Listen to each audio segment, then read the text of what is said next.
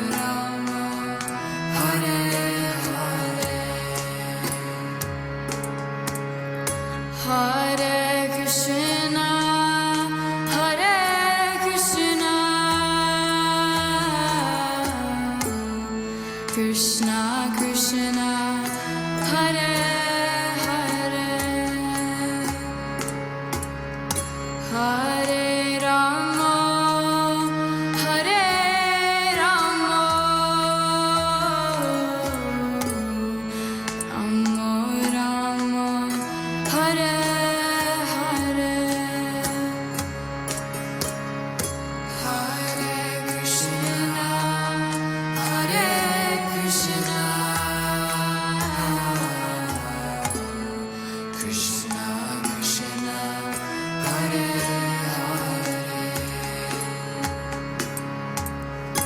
Hare Rama, Hare Rama, Rama Rama, Hare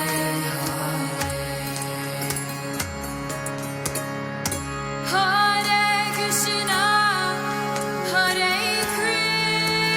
Krishna, Krishna Krishna, Hare Hare, Hare Rama, Hare Rama, Rama Rama, Hare Hare, Hare Krishna, Hare Krishna, Krishna Krishna, Hare Hare, Hare Rama, Hare Rama,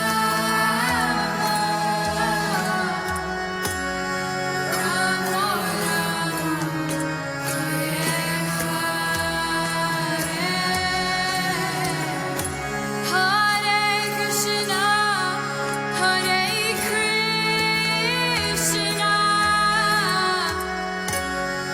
Krishna Krishna, Hare Hare, Hare Rama, Hare Rama, Rama Rama, Hare Hare,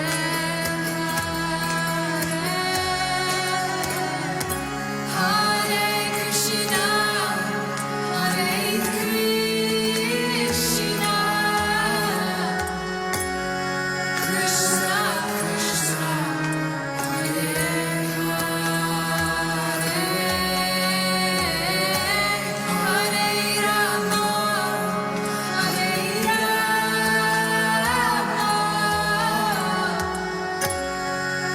Rama, Rama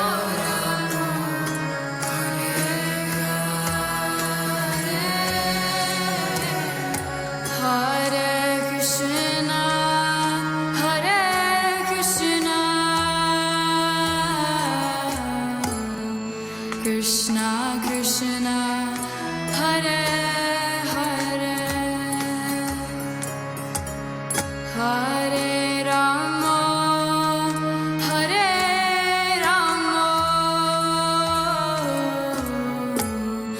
Rama Rama, Hare Hare,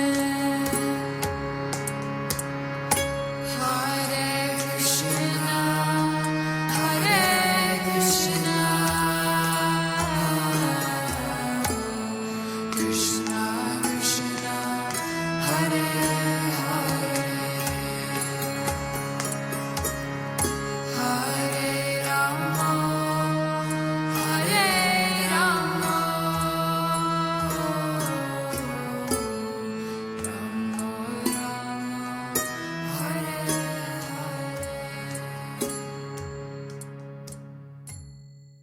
Namo Vishnu Padaya Krishna Prestaya Bhutale Srimade Bhakti Vedanta Swamin iti namine Namaste Saraswati Devi Gauravani Pracharine Nirvishesha Shunyavadi Pachyatya Dishatari जय श्री कृष्ण चैतन्य प्रभु नित्यानंद श्री अद्वैत गदाधर श्रीवासादि गौर भक्त वृंद जय श्री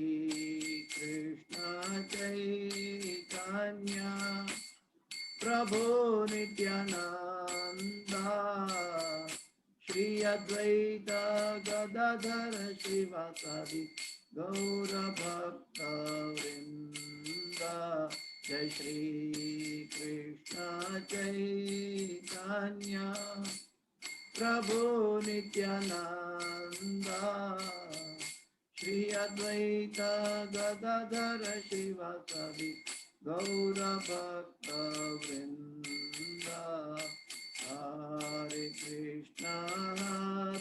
कृष्ण कृष्ण कृष्ण हरे हरे हरे राम राम राम हरे हरे हरे कृष्ण कृष्ण कृष्ण हरे हरे हरे राम राम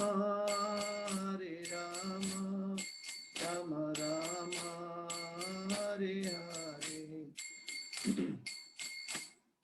हरे कृष्ण कृष्ण कृष्ण हरे हरे हरे राम राम राम हरे हरे हरे कृष्ण कृष्ण कृष्ण हरे हरे हरे राम राम राम हरे हरे हरे कृष्ण कृष्ण कृष्ण हरे हरे हरे राम राम राम हरे हरे हरे कृष्ण कृष्ण कृष्ण हरे हरे हरे राम राम हरे हरे गोविंद जय जय गोपाल जय जय राधा रमण हरि गोविंद जय जय गोविंद जय जय गोपाल जय जय राधा रमण हरि गोविंद जय जय हरे कृष्ण कृष्ण कृष्ण हरे हरे हरे राम राम हरे हरे हरे कृष्ण महामंत्र की जय हरि नाम संकीर्तन की जय अनंत कोटि वैष्णव वृंद की जय शिल प्रभुपाद की जय गुरुदेव महाराज की जय समवेत भक्त वृंद की जय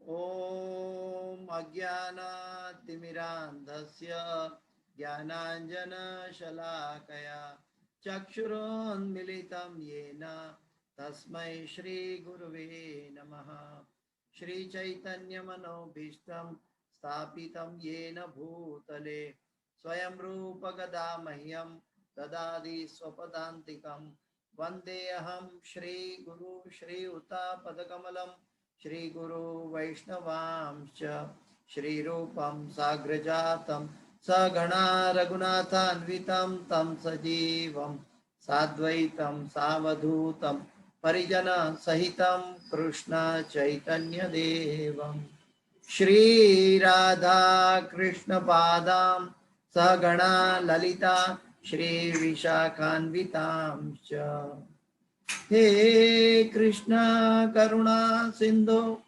दीनबंधो जगतपते गोपेश गोपिका कांत राधा कांत नमोस्तुते तप्त कांचन गौरांगी राधे वृंदावनेश्वरी वृषभानुसुते देवी प्रणमामि हरिप्रिये पंचकल्पतरुभ्यश्च कृपा सिन्धुभ्य एव च पतितानां पावनेभ्यो वैष्णवेभ्यो नमो नमः श्री कृष्ण चैतन्य प्रभु नित्यानंद श्री अद्वैत गदाधर श्रीवासादि गौर भक्त वृंद हरे कृष्ण कृष्ण कृष्ण हरे हरे हरे राम राम राम हरे हरे जयतां सुरतो पंगुर मम मंदमते गतिर् मत्सर्वस्व पदाम्भोजो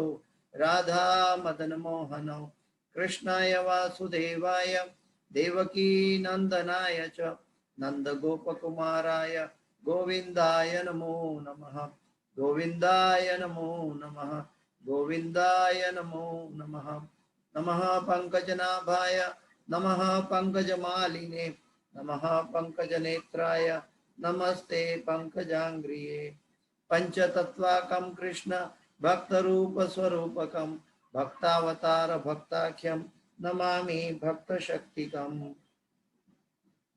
ओम नमो भगवते वासुदेवाय ओम नमो भगवते वासुदेवाय ओम नमो भगवते वासुदेवाय नारायणं नमस्कृत्यं नरं चैव नरोत्तमं देवीं सरस्वतीं व्यासं ततो जयं मुदीरयेत् नष्टप्रायेषु अभद्रेषु नित्यं भागवत सेवया भगवते उत्तम श्लोके भक्तिर्भवति नैष्ठिकी।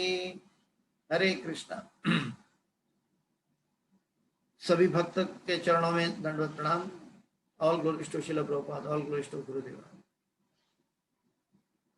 तो आज हम श्रीमद् भागवत की कक्षा को आगे बढ़ाते हुए कुंती माता की स्तुति के बाद अभी भीष्मदेव के अंतिम कार्यकाल में प्रवेश कर रहे हैं। आगे भीष्म श्रुति भी है, लेकिन भीष्मदेव का जो अंतिम समय था, उस अवस्था, उस जगह क्या हुआ था, उसके बारे में आज का श्लोक है। उससे ऊपर है कि कैसे समय क्या क्या कार्य करता है और समय कितना कीमती है, इसके बारे में भीष्मदेव ने बहुत सी सूचनाएं दी हैं। तो उनका भाव में भी वो देख रहे हैं कि कैसे समय सबको निर्बल बनाता है। तो पहले हम पूर्व भूमिका 1-9-14 है।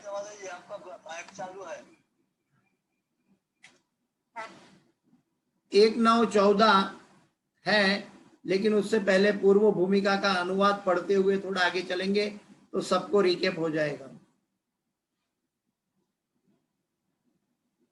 तो भीष्मदेव का अंतिम समय महाभारत के युद्ध के बाद की बात है।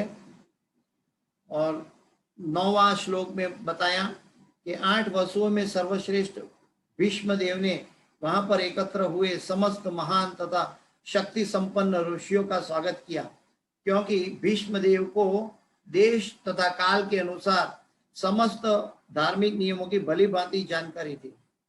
देश और काल के अनुसार आगे बताया कि कौन कौन था वहां। भगवान श्री कृष्ण प्रत्येक के हृदय में आसीन है, तो भी वे अपनी अंतरंगा शक्ति से अपना दिव्य रूप प्रकट करते हैं। भीष्मदेव को सामने एक भगवान श्री कृष्ण सामने अर्जुन के साथ, पांडवों के साथ खड़े हैं, लेकिन भीष्मदेव के साथ अंतरंग संबंध और दर्शन देने के लिए भगवान ने अपनी अंतरंगा शक्ति से अपनी दिव्य रूप को प्रकट करके भीष्मदेव को दर्शन दिए। ऐसे भगवान साक्षात भीष्मदेव के समक्ष बैठे हुए थे, और चूंकि भीष्मदेव उनकी महिमा से परिचित थे, अतएव उन्होंने उनकी विधिवत पूजा की। तो भीष्मदेव भी भगवान की विधिवत पूजा की। उत्तरायण का समय था। पास ही महाराज पांडु के सारे पुत्र शांत बैठे थे और अपने मरणासन्न पितामह के प्रेम से अभिभूत थे। यह देखकर भीष्मदेव ने उन्हें भावपूर्ण बधाई दी। उनके नेत्रों में आनंद अश्रु थे, क्योंकि वे प्रेम तथा स्नेह से आप्लावित हो गए थे। भीष्मदेव ने कहा, ओ तुम लोगों ने साक्षात धर्म के पुत्र होते हुए भी कितनी यातनाएं तथा कितना अन्याय सहा है। उन कष्टों के अंतर्गत तुम सबको जीवित रहने की आशा न थी, फिर भी ब्राह्मणों, ईश्वर तथा धर्म ने तुम्हारी रक्षा की है। जो इस स्तुति से भीष्मदेव की दृष्टि से अगर हम समझने की कोशिश करें तो हमारी रक्षा कौन करता है, हम स्वयं नहीं कर सकते। यहाँ पे भीष्मदेव पांडवों को कह रहे हैं कि आप सब अभी जीवित ना होते लेकिन फिर भी आप जीवित हैं, तो आपकी रक्षा किसने की? तो ब्राह्मणों, भगवान ने तथा धर्म ने तुम्हारी रक्षा की। धर्मो रक्षति रक्षतः, महाभारत का युद्ध था वो धर्म युद्ध था, तो धर्म की रक्षा की, इसलिए धर्म ने ये पांडवों की रक्षा की। साथ साथ भगवान उनके साथ में थे और साथ साथ ब्राह्मणों ने भी रक्षा की। तो ब्राह्मण के आशीर्वाद कितने कीमती होते हैं ये भीष्म देव देख रहे हैं कि ये पांडवों को उन कष्टों के अंतर्गत तुम सबको जीवित रहने की आशा न थी, फिर भी ब्राह्मणों, ईश्वर तथा धर्म ने तुम्हारी रक्षा की है। आगे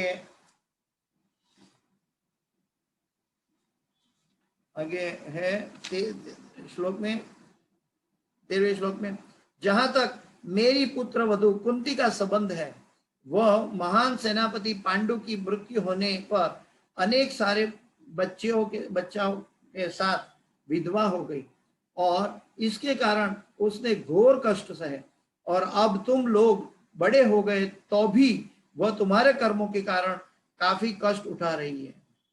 तो भीष्मदेव पांडवों को इंगित कर रहा है, जानकारी दे रहा है और जगा रहे हैं कि कुंती माता ने पांडु के चले जाने के बाद उन्होंने कितना कष्ट सहा। बचपन से लेकर 5 पांडवों को बड़े किए और बड़े होने के बाद ये पांडवों ने ये द्यूत क्रीड़ा की थी दुर्योधन और उनके शकुनी मामा के साथ। तो द्यूत क्रीड़ा करके अपनी पत्नी को दाव पे लगाया और वो हार गए। तो ऐसे उन्होंने अपने 5 पांडवों ने गलत कार्य किया, तो उसके कार्य के कारण कुंती माता को काफी कष्ट उठाना पड़ा। तो कुंती माता के कष्ट के बारे में भी भीष्मदेव चिंतित थे और बता रहे हैं कि कुंती माता का कोई कसूर नहीं था लेकिन फिर भी उनको बहुत कष्ट हुए।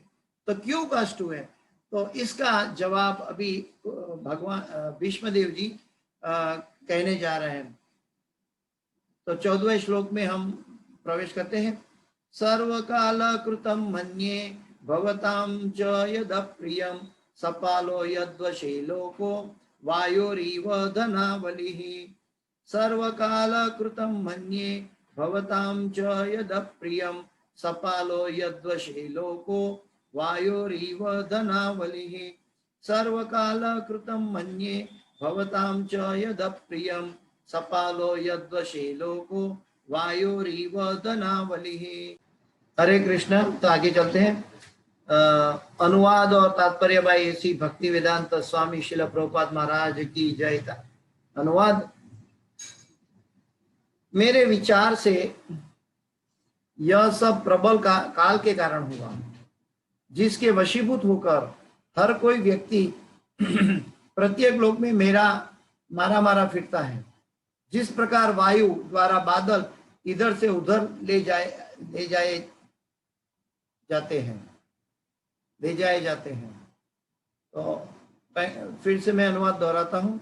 मेरे भीष्मदेव जी कह रहे हैं, भीष्मदेव कहते हैं, मेरे विचार से यह सब प्रबल काल के कारण हुआ, जिसके वशीभूत होकर हर कोई व्यक्ति प्रत्येक लोक में मारा फिरता है। जिस प्रकार वायु द्वारा बादल इधर से उधर ले जाए जाते हैं। तो भीष्मदेव कहते हैं कि ये सब कैसे हुआ।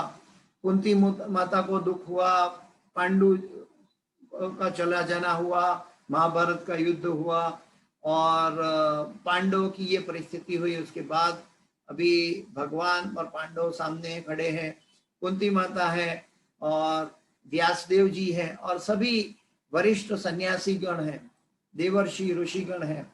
और व्यासदेव जी बाण शैया पे सोते हुए ये पांडवों को एड्रेस कर रहे हैं, पांडवों को बता रहे हैं। तो यहाँ पे हम देख सकते हैं कि काल का प्रभाव कितना कीमती है। इसीलिए कहते हैं कि काल की उत्पत्ति कैसे हुई, कि जब भगवान ने टोटल भौतिक तत्व प्रकट किए और भौतिक तत्व प्रकट करके उनके ऊपर दृष्टि करके महत तत्व पैदा किया।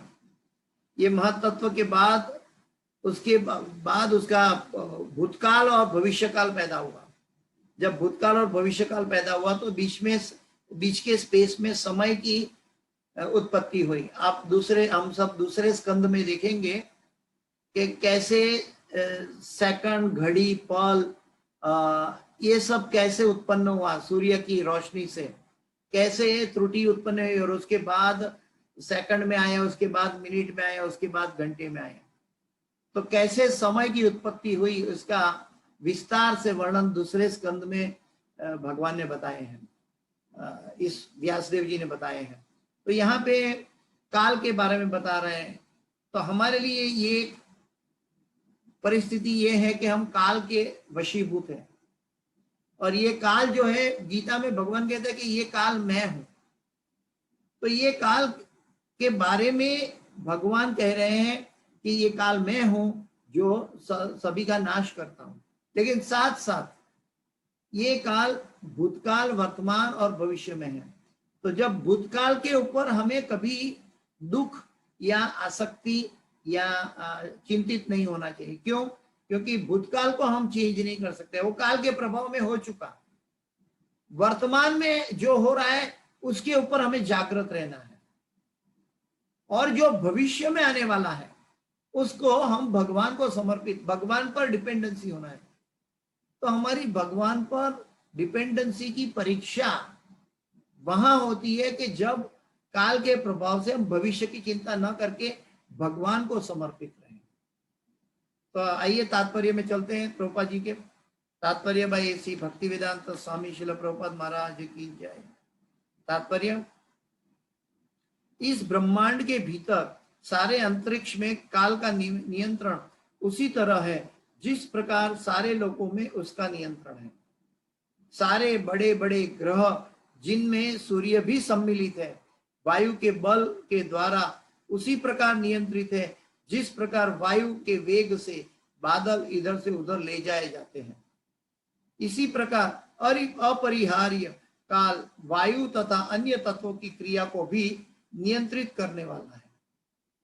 वायु को भी नियंत्रित करता है, वहां तक कि सूर्य को भी नियंत्रित करने वाला है।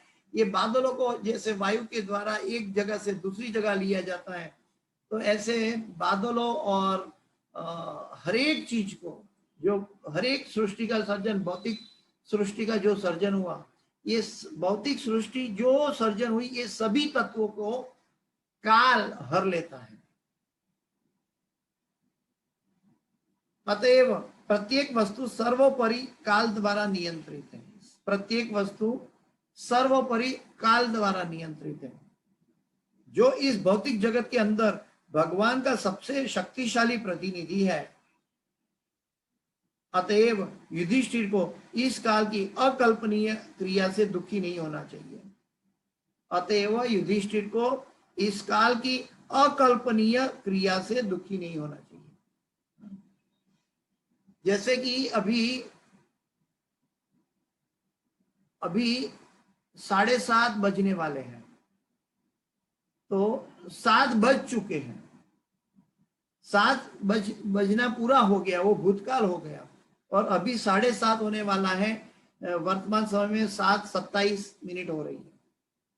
तो हमें वो 7 बजे क्या हो चुका, क्या घटना हो चुकी, चाहे अच्छी हो चाहे बुरी हो चाहे कोई भी हो, उसके प्रति हमें संताप या दुख व्यतीत नहीं करना चाहिए।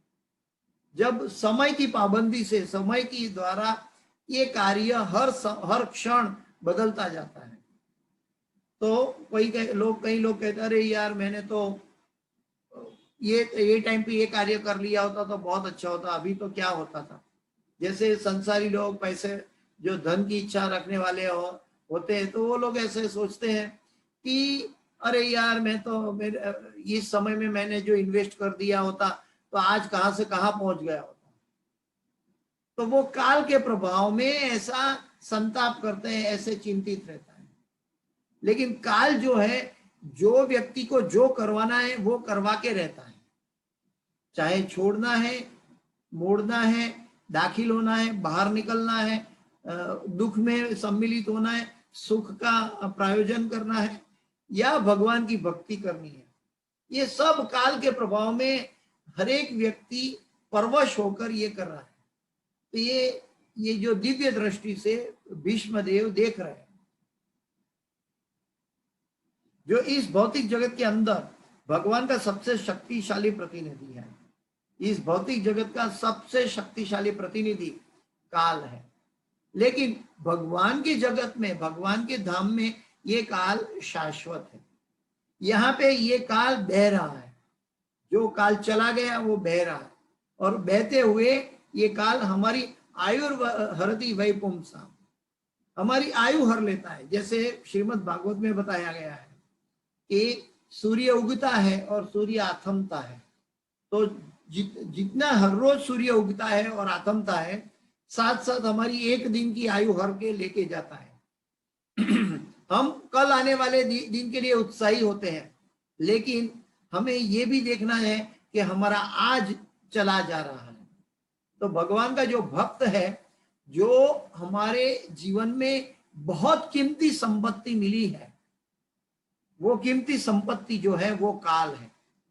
काल का मतलब है जो व्यक्ति वर्तमान में जीता है, जो व्यक्ति वर्तमान में आत्मा की उन्नति के लिए कार्य करता है, वर्तमान को सही जगह इस्तेमाल करता है, वो कल की चिंता नहीं करता, और जो कल बीत गया उसकी चिंता नहीं करता, तो वो काल है।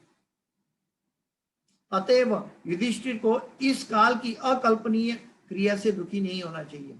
मनुष्य जब तक इस भौतिक संसार की स्थितियों में रहता है, तब तक उसे काल की क्रिया प्रतिक्रिया को सहन करना पड़ता है। काल की क्रिया और प्रतिक्रिया को सहन करना पड़ता है। देखिए, आज हम देखते हैं, आज 25 जुलाई है, तो 24 जुलाई चली गई, 24 जुलाई चली गई, तो उसके ऊपर हमारा कोई नियंत्रण नहीं था। 24 जुलाई के अंदर हमको कितना सांस लेना था, ये सांस हम ले चुके हैं। अभी इस आयु में 24 जुलाई का जो हमारा सांस था वो पूरा हो चुका है, तो उसके ऊपर हमें दुख या व्यक्त करने की कोई आकांक्षा नहीं है। और जो अज्ञानी जन है वो इस चीज को देख नहीं पा रहा है। अज्ञानी जन है, काल बहता है, उसके सामने समय बह रहा है, लेकिन वो उसको नहीं देख पा रहा है। वो तो हर समय उसका गलत तरीके से इस्तेमाल करता है। जैसे संसारी लोग, उनको पता नहीं कि काल की कितनी कीमत है। भौतिक संसारी लोग कहते हैं टाइम इज मनी, लेकिन उनको पता नहीं है, उनका बुद्धि मनी से आगे नहीं गया। Time is not money, time is unlimitedly much more than money. हमारे पास जेब में 1 लाख रुपया है, 1 लाख रुपया गिर जाएगा तो फिर से कमा सकते हैं, लेकिन जो समय चला गया वो समय वापस नहीं आ सकता। दुनिया की पूरी संपत्ति इकट्ठा कर दो तो भी वो समय वापस नहीं आता। तो काल के प्रभाव में हम चले जा रहे हैं। जैसे कि एक गना मशीन में गना का रस निकलता है, तो एक बार गना का एंट्री कर दिया मशीन में, तो वो गना का पूरा डंडा गने के मशीन से बाहर निकल जाता है और उसका जूस निकलता है।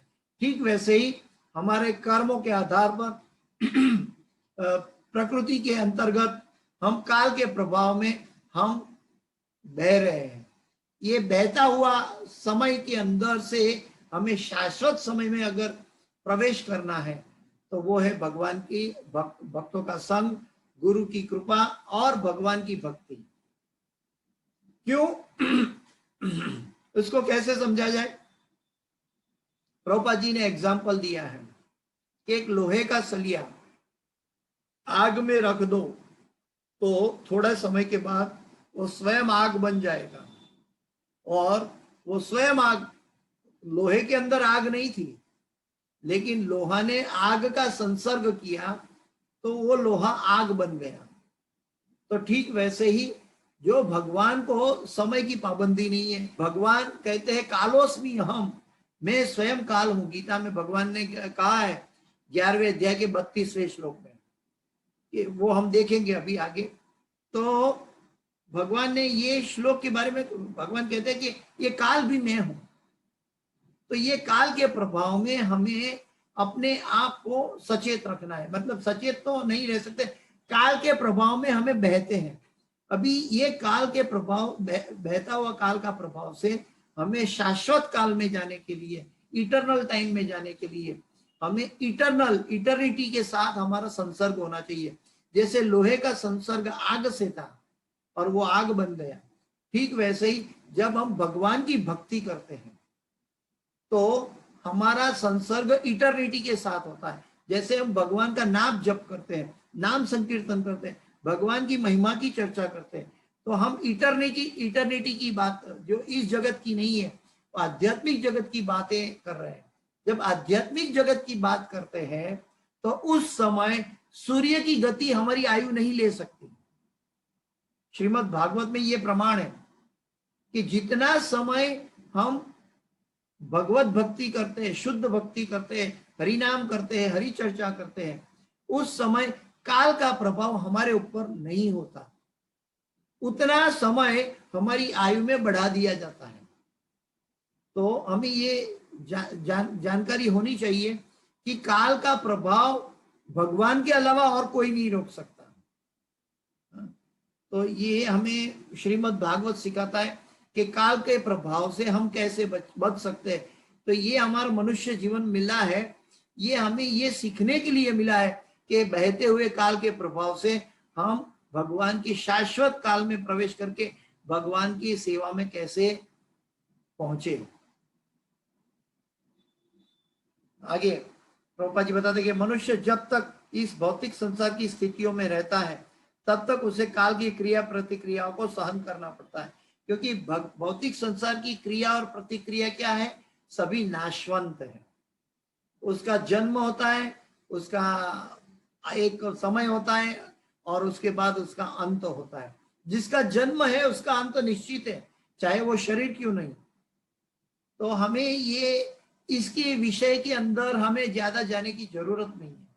हाँ, उसका प्रबंध करना चाहिए कि भाई ये शरीर का उपयोग करना है, लेकिन साथ साथ हमें ये याद रखना चाहिए कि हमारा संबंध आत्मा जो शाश्वत है, उसका जीवेर स्वरूप है नित्य कृष्णदास, उसका संबंध कृष्ण के साथ है। अगर आत्मा शाश्वत है, भगवान शाश्वत है, अगर जीव भगवान के साथ जुड़ा रहेगा तो वो शाश्वतता में प्रवेश कर पाएगा। ये एक वैदिक साइंस है, ये एक स्पिरिचुअल विज्ञान है। आगे युधिष्ठिर को यह नहीं सोचना चाहिए कि उन्होंने पिछले जन्म में पाप किया था। युधिष्ठिर को यह नहीं सोचना चाहिए कि उन्होंने पिछले जन्म में पाप किया था, क्योंकि वो पिछला जन्म चला गया, उसको अभी वो चेंज नहीं कर सकता। अभी तो उसको जो वर्तमान चल रहा है उसको स्वीकारना होगा। दूसरे शब्दों में कहें तो जब हम हमारे सामने आने वाली परिस्थिति से हम दुख व्यक्त करते हैं तो वो दुख का मतलब है भगवान का न्याय को रिजेक्ट कर रहे हैं, विद्रोह कर रहे हैं। भगवान के द्वारा दिया गया न्याय का हम स्वीकार नहीं कर पा रहे, या अज्ञानता का यह परिणाम है। तो दुख भी अज्ञानता का परिणाम है, लेकिन जो भगवान का भक्त है वो दुख में भी भगवान को चाहता है और भगवान को कहता है ये तो मुझे और ज्यादा होने वाला था, लेकिन भगवान ने इतने में कम कर दिया। तो भगवान का भक्त ये बाह्य प्रतिक्रिया मात्रा स्पर्शा सुख औंतेय शीतोष्ण सुख दुखदा आगमा पाइनो नित्यम ताम तितिक्षस्व भारत, उसको सहन करना सीखता है, उसके प्रति आसक्त नहीं होता। गर्मी ठंडी सुख दुख के प्रति ये मन के भाव जो है, जो सुबह प्रकट होती है शाम प्रकट होती है, फिर सुबह होती है फिर शाम होती है। जैसे सुबह प्रकट होने से हम आनंद इतना व्यक्त नहीं कर पाते और शाम होने से इतना दुख व्यक्त नहीं करते, वो अपने आप में मशीन की तरह चलती है। जैसे घड़ी के कांटे चलते हैं वैसे काल का प्रभाव घड़ी के कांटे के साथ चलता रहता है। हम अभी ऐसा नहीं कह सकते कि अभी चलो 7 बज गया, 7 बजना चला गया तो अभी सब उसको सभी लोग बैठ के संताप करते हैं क्यों 7 बजना चला गया। हम अभी की जो 7:38 हुई है उस वर्तमान समय में भगवान के कार्यकलापों के साथ, भगवान की सेवा भक्ति के साथ हमें अपने आप को रखने की कोशिश करनी है, तब काल का प्रभाव हमें असर नहीं करेगा। नहीं तो काल के प्रभाव हर एक प्रतिक्रियाओं क्रिया प्रतिक्रिया देता है। आगे आगे बड़े बड़े पुण्यात्मा को भी भौतिक प्रकृति की दशा को भोगना पड़ता है। पुण्यात्मा भी हो तो उसको भौतिक प्रकृति की ये दशा को भोगना पड़ता है। पुण्यात्मा का मतलब है कि वो अपने कर्मों से पुण्य इंगित किया है। यहाँ पे भक्त की बात नहीं बताई है, पुण्यात्मा लिखा है, भक्त नहीं लिखा है। भक्त जो है भगवान के साथ, जब भगवान की हरि चर्चा में जुड़ जाता है, भगवान के नामों के साथ जुड़ता है, भगवान के संकीर्तन के साथ जुड़ता है, अभिन्न नाम नामीनो, और वो नाम जैसे साक्षात है, इटरनल है, इसीलिए वो नाम के साथ उसका कार्यकलाप, उसका जो भी कार्य हो रहा है उसके साथ वो इटरनल हो जाता है। अभी हम कहेंगे कि भगवान का नाम कैसे इटरनल है, तो भगवान इस धरा धाम से 5000 साल पूर्व चले गए, लेकिन आज भी भगवान का नाम हमारे साथ है। तो भगवान का नाम, भगवान चले गए इसका मतलब भगवान भी इटरनल थे, लेकिन वो दूसरे ब्रह्मांड में अपनी लीला आज भी कर रहे हैं। लेकिन आज भी जहां थे वहां पे भी उनका नाम के रूप में, नाम रूपे कलिकाले कृष्ण अवतार, नाम रूप में वो हमारे साथ है। हमारी सोच के अंदर भी वो हमारे साथ है, हमारे कर्म के साथ भी हमारे साथ है, हमारे ज्ञान के मत्त स्मृति ज्ञान अपोहनम च, हमारे ज्ञान के साथ भी वो हमारे साथ है। इसलिए गीता कहती कि जो यो मा पश्यति सर्वत्र सर्वत्र मयि पश्यति। हमें हमेशा भगवान की उपस्थिति का ध्यान रखना चाहिए। और अभी कभी भी मन में कोई गलत विचार आए, पाप करने की इच्छा हो, अपराध करने का विचार आए, रजोगुण में चले जाए, तमोगुण में चले जाए, उस समय हमें सोचना है कि हम भगवान का नाम, और भगवान हमारे साथ है।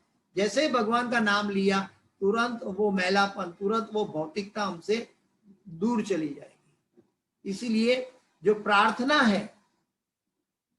है जो काल के प्रभाव से, हमारे कर्मों के प्रभाव से हमारे मन में सही और गलत विचार आते रहते हैं, लेकिन जैसे ही हम भगवान की शरण ग्रहण करते हैं, जैसे ही हम भगवान का नाम उच्चारण करते हैं, वो हमारा पतन वहीं पे रुक जाता है और तुरंत हम भगवान के साथ भक्ति में बहने लगते हैं। यानी कि वो इटरनल टाइम है, वहां से हमारी आयु नहीं ली जाती जितना समय हम भगवान की भक्ति करते हैं। तो बड़े से बड़े पुण्यात्मा को भी भौतिक प्रकृति की दशाओं को भोगना पड़ता है, लेकिन पुण्यात्मा भगवान के प्रति श्रद्धावान होता है, क्योंकि वह प्रामाणिक ब्राह्मण तथा धर्मात्मा वैष्णव द्वारा निर्देशित होता है, वैष्णव द्वारा निर्देशित होता है। इन 3 पथ प्रदर्शक सिद्धांतों को, 3 पथ प्रदर्शक सिद्धांत, प्रभुपाद जी ये 3 पॉइंट को हाईलाइट कर रहे हैं। कौन से 3 पॉइंट? जो इसमें बताया गया है कि प्रबल काल के कारण हुआ, दूसरा ब्राह्मण और भगवान द्वारा उनकी रक्षा हुई। तो ये चीज हमें नहीं भूलना चाहिए। 3 पथ प्रदर्शक सिद्धांतों को ही जीवन का लक्ष्य बनाना चाहिए। मनुष्य को शाश्वत काल की चालों से विचलित नहीं होना चाहिए। मनुष्य को शाश्वत काल की काल की चालों से, क्रिया प्रतिक्रिया से विचलित नहीं होना चाहिए। इसीलिए वो एक टोकन के रूप में गीता में कहते हैं कि मात्रा स्पर्शास्तु कौन्तेय शीतोष्ण सुख दुखदा आगमय पाइन्यो नित्यम तांति तिक्षस्व भारत। वो जो श्लोक की बात है वो इस भागवत में एलोबरेट हो रही है, विस्तार से समझाई जा रही है कि कैसे हमें वर्तमान स्थिति के प्रति दुख व्यक्त नहीं करना चाहिए, बल्कि इसको सहन करके हमें आगे चलना चाहिए। जैसे भीष्मदेव कुंती माता के बारे में बताए, पांडवों के बारे में बताए, लेकिन वो कह रहे हैं कि ये सब काल के प्रभाव से हुआ। जो शाश्वत काल की चालों से विचलित नहीं होना चाहिए। यहां तक कि ब्रह्मांड के महान नियंता ब्रह्मा जी भी काल के वश में है। ब्रह्मा जी भी आ ब्रह्म भुवना लोका पुनरावर्तिनो अर्जुन माम उपेत्य तो कौन्तेय पुनर्जन्म न विद्यते। ये ब्रह्मा का भी जन्म है और मृत्यु है।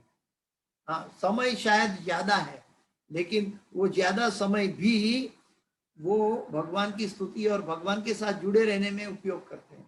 वो सृष्टि का संचालन करते हैं, लेकिन एक इंस्ट्रूमेंट बनकर भगवान की आज्ञा का पालन करके। जब वो हम भगवान की आज्ञा का पालन करके कोई कार्य करेंगे तो वो कार्य भी हमें बांध नहीं सकता।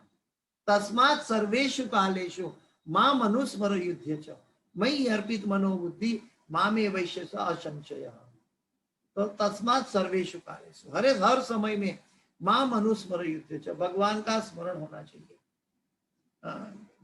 हर समय में भगवान का स्मरण करने का बात यहीं पे साइंटिफिक है कि वर्तमान काल हमारा कुछ नहीं बिगाड़ सकता अगर हम भगवान के नाम के साथ जुड़ेंगे।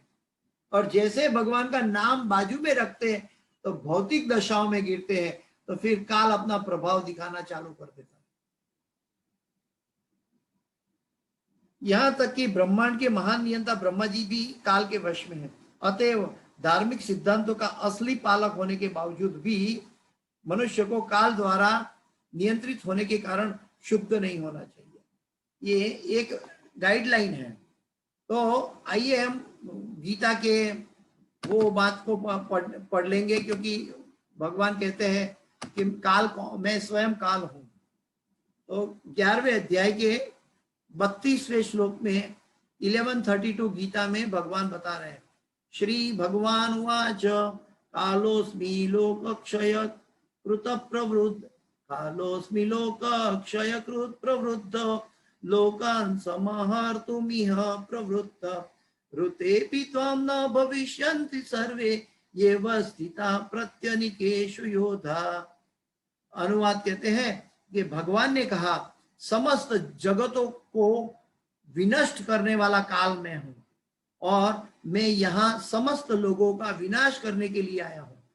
तुम्हारे पांडवों के सिवा दोनों पक्षों के सारे योद्धा मारे जाएंगे।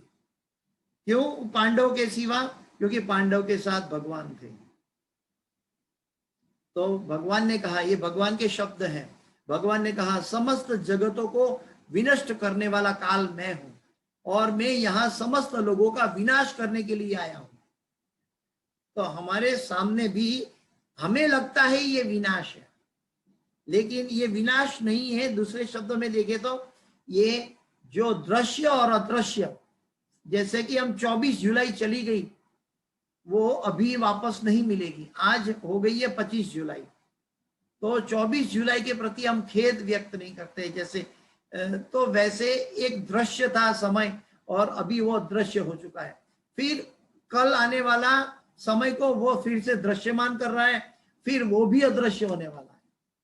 जो दृश्य अदृश्य होने वाला है, जो बहता है, जो हाथ में हमारा पकड़े नहीं जाता, जो सारे संसार का धन या सारे संसार का ज्ञान या सारे संसार की बुद्धि और सारे संसार के कर्म या सारे संसार के योग जिसको रोक नहीं पाते, वो है काल। और काल के द्वारा हम सब भौतिक जगत पूरा परिवर्तनशील है। परिवर्तन संसार का नियम है, भौतिक जगत में कहा जाता है। गीता का सार में बताया कि परिवर्तन संसार का नियम, लेकिन ये परिवर्तन जो है काल के प्रभाव से होता है। आगे प्रभुपाद जी तात्पर्य में इसमें बताया, यद्यपि अर्जुन जानता था कि कृष्ण उसके मित्र तथा भगवान है, तो भी वह कृष्ण के विविध रूपों को देखकर चकित था। इसीलिए उसने इस विनाशकारी शक्ति के उद्देश्य के बारे में पूछताछ की। वेदों में लिखा है कि परम सत्य हर वस्तु को, यहाँ तक कि ब्राह्मणों को भी नष्ट कर देते हैं। कठोपनिषद का ये कथन 1:2:25 में वचन है, यस्य ब्रह्म च क्षत्रम च उभे भवन ओदनः मृत्युर्यस्योपसेचनम क इत्था वेद यत्र सह। अंततः सारे ब्राह्मण, क्षत्रिय तथा अन्य सभी परमेश्वर द्वारा काल कवलित होते हैं। तो काल के प्रभाव से हमारी मृत्यु निश्चित है। भक्त की भी मृत्यु दिखाई देती है, भक्त का भी नाश दिखाई देता है, लेकिन वो नाश नहीं है, वो शरीर का विनाश दिखता है, लेकिन काल के प्रभाव उसके ऊपर नहीं कर सकता है। जो भगवान के नाम से जुड़ा है वो भगवत धाम जाता है, इसीलिए भगवान ने गीता में कहा है अंत काले च मामे स्वरम स्मरण मुक्ता कलेवरम। तो जो अंत काल में जिसके साथ जुड़ेगा उस दिशा की गति वो प्राप्त करेगा।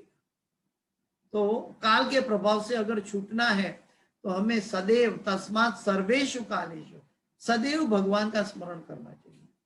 और सदैव स्मरण कैसे होगा कि भक्तों का संग, भगवान का नाम जप और भगवान का संकीर्तन, और इसके बाद अगर समय मिले तो गीता और भागवत का वांचन। इसीलिए तो प्रभुपाद जी ने चैलेंज की है कि जो व्यक्ति निडर होकर भगवत सेवा में प्रवृत्त होता है, तो प्रभुपाद जी का उदाहरण हम देख सकते हैं कि प्रभुपाद जी कितना पैसा लेकर पश्चिम के जगत में गए थे। क्या उनके पास कमाई का कोई साधन था? सिर्फ 40 रुपये लेकर गए थे। लेकिन प्रभुपाद जी 12-14 साल के काल के अंदर प्रभुपाद जी ने क्या कर दिखाया? पूरे जगत में 108 मंदिर स्थापित किए। आजकल हम एक मनुष्य को एक घर बनाने के लिए बूढ़ा होना पड़ता है, वो शायद रिटायर होता है तब एक घर बना पाता है। तो ऐसी परिस्थिति में व्यक्ति कर्म करने के बाद उसका फल मिलने के लिए उसको 25-30 साल 40 साल लग जाता है। लेकिन प्रभुपाद जी 12 साल के कम समय के अंदर 108 मंदिर बना पाए। कैसे हुआ? क्योंकि वो सतत भगवान के साथ जुड़े थे और भगवान की दिव्य शक्ति का कार्य हो रहा था। प्रभुपाद जी एक क्षण के लिए भौतिकता में नहीं थे, चाहे वो शरीर की आवश्यकता पूरी करते हुए दिखाई देते थे, चाहे वो अपने शिष्यों को ट्रेन करते हुए दिखाई देते थे, चाहे वो अपने शिष्य को उपदेश देते हुए दिखाई देते, लेकिन प्रभुपाद जी जो है वो स्वयं के लिए, स्वार्थ के लिए, लोभ के लिए वो कुछ भी कार्य नहीं करते थे।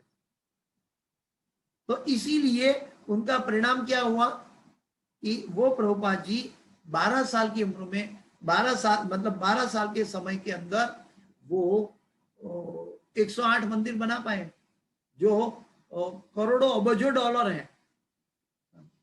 हम सोच नहीं सकते इसकी इतनी संपत्ति की वैल्यू हो गई। लेकिन क्या प्रभुपाद जी इस संपत्ति वैल्यू के पीछे गए? कभी नहीं। अगर वो ऐसे जाते हैं तो वो अपने संतानों को ये संपत्ति देकर जाते। प्रभुपाद जी जानते थे कि ये सब भगवान कृष्ण की संपत्ति है और कृष्ण की कृपा से मिली है। किसके लिए? जीवों के कल्याण के लिए। जीवों को जीव जागो गौरा चंद्र बोले। जीवों को जगाने के लिए ये मंदिर बने हैं। जीवों को आध्यात्मिक भगवान से प्रेम करने सीखने के लिए ये मंदिर बनाए गए। और ये प्रभुपाद जी ने न सिर्फ भागवत दिया, न सिर्फ गीता दी, लेकिन साथ साथ भक्तों का संग भी दिया। तो ये सब प्रभुपाद जी की कृपा से ये हमारे पास मिला। तो ये हमें दिव्य दृष्टि से उसको देखे तो काल के प्रभाव से चाहे भले हमें दिखाई दे कि प्रभुपाद जी हमारे सामने समक्ष उपस्थित नहीं है, लेकिन प्रभुपाद जी के द्वारा समझाया गया तात्पर्य गीता हो या भागवत हो, उसके द्वारा प्रभुपाद जी हम सबके बीच में है। और प्रभुपाद जी के तात्पर्य में प्रभुपाद जी जीवों के कल्याण के लिए हमें आगे लेके जा रहे हैं। तो प्रभुपाद जी ये दिव्य कार्य कर रहे हैं। जब हम तात्पर्य पढ़ते हैं तो ये प्रभुपाद जी का दिव्य कार्य है। लेकिन अगर हम पढ़ते हैं ऐसे भाव में हम पढ़ेंगे तो हमारा विचार जैसे पैसों बनाने की दुनिया है, ऐसे विचारों है, वैसे विचार है। लेकिन हम समझेंगे कि काल के प्रभाव के द्वारा, भगवान की कृपा के द्वारा मैं संसार की कोई मैगजीन नहीं पढ़ रहा हूँ, न्यूज़पेपर नहीं पढ़ रहा हूँ, अपना समय व्यतीत नहीं कर रहा हूँ, बल्कि भगवान ने मेरे हाथ में गीता और भागवत पहुंचा दिया है। और भागवत के द्वारा, उसके तात्पर्य के द्वारा पर्सन भागवत प्रभुपाद जी को पहुंचा दिया है। भागवत दो है, पुस्तक भागवत और पर्सन भागवत, व्यक्ति भागवत और पुस्तक भागवत। पुस्तक भागवत में हमें दिशा मिलती है, लेकिन पर्सन भागवत उस दिशा में कैसे प्रवेश किया जा सकता है, हमारी वर्तमान परिस्थिति से हम कैसे प्रवेश कर सकते हैं, ये व्यक्ति भागवत सिखाते हैं। तो व्यक्ति भागवत आज भी हमारे साथ प्रभुपाद जी तात्पर्य के साथ हमारे साथ बीच में है। आगे प्रभुपाद जी कहते हैं कि परमेश्वर का यह रूप सबका भक्षण करने वाला है। और यहाँ पर कृष्ण अपने को सर्वभक्षी काल के रूप में प्रस्तुत करते हैं। हाँ, जो व्यक्ति बाहरी दृष्टि है, बाह्य देखता है, वो गलत देखता है। गीता में भी भगवान कहते हैं कि जब व्यक्ति आत्मा को आत्मा में देखता है तब वो यथार्थ देखता है। जब हम बाह्य दृष्टि से देखेंगे तो भक्ति में विश्वास नहीं आएगा। क्यों? क्योंकि शरीर, भक्त का भी मृत्यु आता है, भक्तों को भी समस्या आती हुई दिखाई देती है। कुंती माता को आई है, भीष्म देव को आई है, तो ऐसे भगवान के बड़े बड़े शुद्ध भक्त को भी समस्या आई है, लेकिन वो समस्या में गिरे नहीं है, वो समस्या में पसार हुए हैं, लेकिन भगवान उनके साथ होते हुए वो समस्या को सही तरह सुलझ पाए। जैसे कि भवसागर एक अटलांटिक ओशन की तरह है, लेकिन वो इतना बड़ा समुद्र एक गाय के पांव की खरी के बराबर उनके साथ हो जाता है, भक्त के साथ। तो इसका मतलब ये नहीं कि भक्त के जीवन में दुख नहीं है, भक्त के जीवन में सभी परिस्थिति आएगी, लेकिन हर परिस्थिति में भगवान साथ होने से उससे हम सही दिशा में बाहर निकल आएंगे। ये काल के प्रभाव में होगा, इसलिए हमें उसके लिए चिंतित, उसके लिए ध्यायतो विषयाम पुंसा नहीं करना है। ध्यायतो विषयाम पुंसा संगस्तेषु उपजायते संगा संजायते कामा कामात् क्रोधो विजायते। हम उस परिस्थिति को चिंतन करके उसके साथ अलिप्त नहीं होना चाहिए, नहीं होना चाहिए। हमें आसक्ति नहीं रखनी है। अनासक्ति कैसे रखेंगे? भगवान के साथ जुड़ने से अनासक्ति हो पाएगी, क्योंकि भगवान सर्वशक्तिमान है। जैसे कभी कभी बच्चा को कोई भय सताता है तो दौड़ के माता पिता के पास पहुंच जाता है, और जैसे उसके पिता उसको उठा लेते हैं गोद में तो उसको कोई भय नहीं रह जाता। उसको कोई भय, उसको पता है कि मेरे पिता को भी ये भय देने वाला है। वो परिस्थिति पिता के लिए हो सकती है, लेकिन बच्चा तो पिता को समर्पित हो चुका है। तो ठीक वैसे ही जब हम भगवान से समर्पित हो जाएंगे तो काल के प्रभाव से बाहर आ सकते हैं। चाहे हमारा शरीर चला जाए, लेकिन हमारी आत्मा भगवान की सेवा में शाश्वत उपलब्ध हो जाएगी। तो परमेश्वर का यह रूप सबका भक्षण करने वाला है बाह्य रूप से। और यहाँ पर कृष्ण अपने को सर्वभक्षी काल के रूप में प्रस्तुत करते हैं।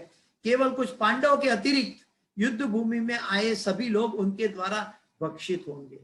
पांडवों के अतिरिक्त क्यों? क्योंकि दुर्योधन ने भगवान का दिया हुआ लिया, लेकिन अर्जुन ने भगवान को लिया। दुर्योधन ने भगवान की सेना ली, दुर्योधन ने भगवान की सेना पर विश्वास किया, लेकिन अर्जुन ने भगवान पर विश्वास किया। जो व्यक्ति भगवान का दिया हुआ के प्रति आसक्त नहीं होना चाहिए। भगवान का दिया हुआ है वो हमारी परीक्षा, इम्तिहान हो सकती है हमारे, इसीलिए हमारी तंदुरुस्ती, हमारा परिवार, हमारे साथ जो समय बह रहा है, हमारे साथ जो धन दौलत है, उसके प्रति अहंकार एक मूर्खता है। ये अहंकार से अगर हम बात करें तो ये अज्ञान की अवस्था है। हमें ये मालूम होना चाहिए कि हम कितना भी मेहनत कर ले, कितना भी पैसा कमा ले, लेकिन आयुर्हरति वै पुंसा, जब हमारी आयु चली जाएगी तो ये पैसा मेरा किस काम का, ये धन दौलत इधर ही पड़ी रहेगी, कोई काम में नहीं आएगी।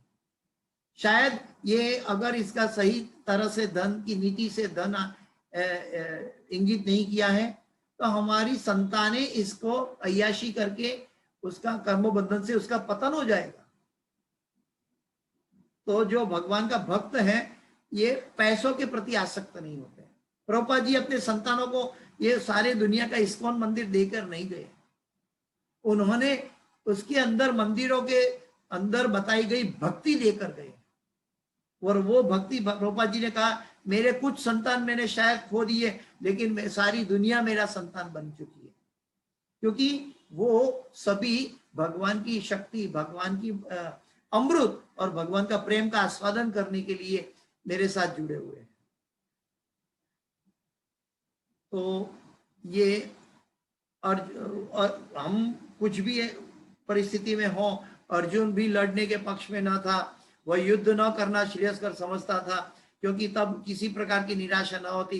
किंतु भगवान का उत्तर है कि यदि वह नहीं लड़ता तो सारे लोग उनके ग्रास बनते, क्योंकि यही उनकी इच्छा है, भगवान की इच्छा है कि धर्म की रक्षा की जाए। धर्मो रक्षति रक्षतः, अगर धर्म की रक्षा करते हैं, अगर हम ब्राह्मणों की कृपा में रहते हैं, अगर हम भगवान की सेवा में रहते हैं, तो हम वर्तमान परिस्थिति को सही तरह न्याय दे पाएंगे। सही वर्तमान परिस्थिति को न्याय देने का मतलब है सततम कीर्तयन्तो मां, सतत भगवान का नाम जप और कीर्तन करना चाहिए। और ये गीता और भागवत कई श्लोकों में बार बार 1000 बार पुकार रही है कि हमें भगवान का कीर्तन करें, भगवान का कीर्तन करें।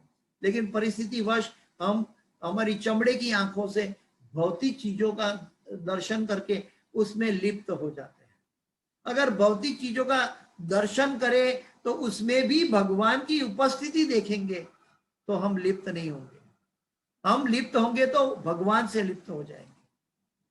जैसे पिता अपनी संतानों को बहुत प्रेम करता है, तो वो प्रेम करते हुए जो भगवत भक्ति सिखाएगा तो वो उसकी आसक्ति पुत्र का प्रेम है, लेकिन वो पुत्र प्रेम एक वैष्णव की सेवा हो जाएगी और पिता के लिए वो भगवान का कार्य हो जाएगा।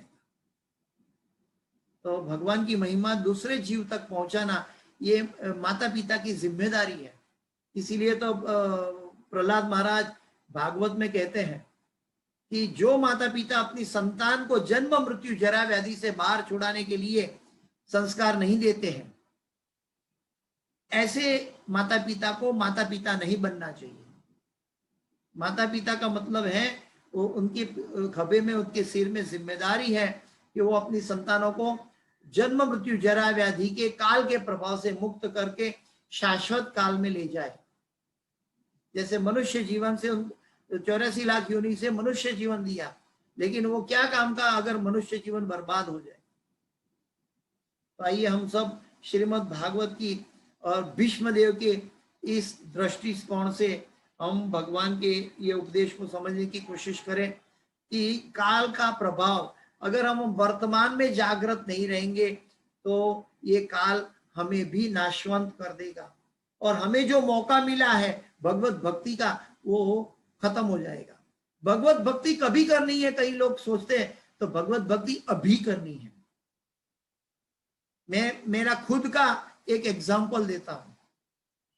मैं जब अपने कर्म जगत में, मैं युवानी में कमा रहा था, तब मुझे एक विचार आता था कि जब मैं इतना 8 घंटा मजदूरी करके भी भगवान की भक्ति भक्तों के संग में हो रही है, जब मैं रिटायर हो जाऊंगा तो बहुत अधिक भक्ति होगी।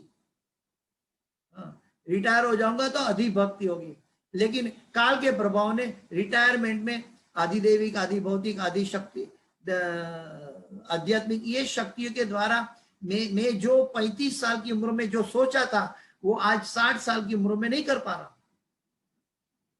तो अभी मैं 35 साल वापस नहीं ला सकता। तो इसीलिए मेरे मनुष्य को चाहिए कि बुद्धिमानी ये है कि 35 साल में ही जितनी भक्ति हो वो कर लेनी चाहिए।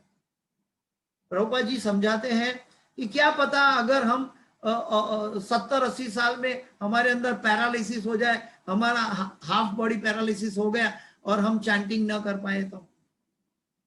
इसीलिए जब भी भगवान ने स्वस्थ शरीर दिया है, स्वस्थ दिशा दी है, स्वस्थ भक्तों का संग दिया है, गीता और भागवत जैसे प्रमाण दिए हैं, तो उसी समय हमें भक्ति करनी चाहिए। इसलिए वैष्णव जन हमें अपने भजनों के द्वारा, अपनी कृति के द्वारा सिखाते हैं, जीव जागो गौरा चंद्र को, कोटो निद्रा जाओ माया पिशाची तक हो। क्योंकि हमें सतत जागना है। जागने का मतलब है हमें वर्तमान का सही उपयोग, सही इस्तेमाल करना है। किसी का कोई प्रश्न है?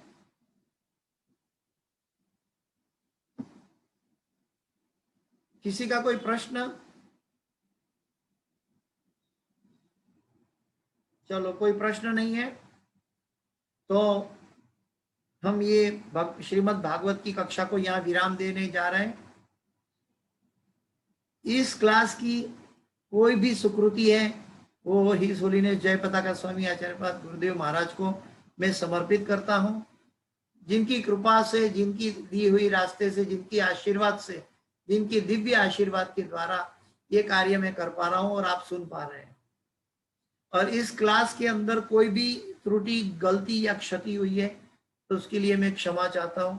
कृपया वो मेरी अपनी है, मुझे क्षमा करें। वांछाकल्पतरुभ्यश्च कृपा सिंधुभ्येव च पतितानां पावनेभ्यो वैष्णवेभ्यो नमो नमः। हरे कृष्ण। इस क्लास के द्वारा, इस कक्षा के द्वारा भीष्म देव की इस स्तुति, इस बातों के द्वारा हम समझेंगे कि कैसे वर्तमान में जीना सीखे। हरे कृष्ण।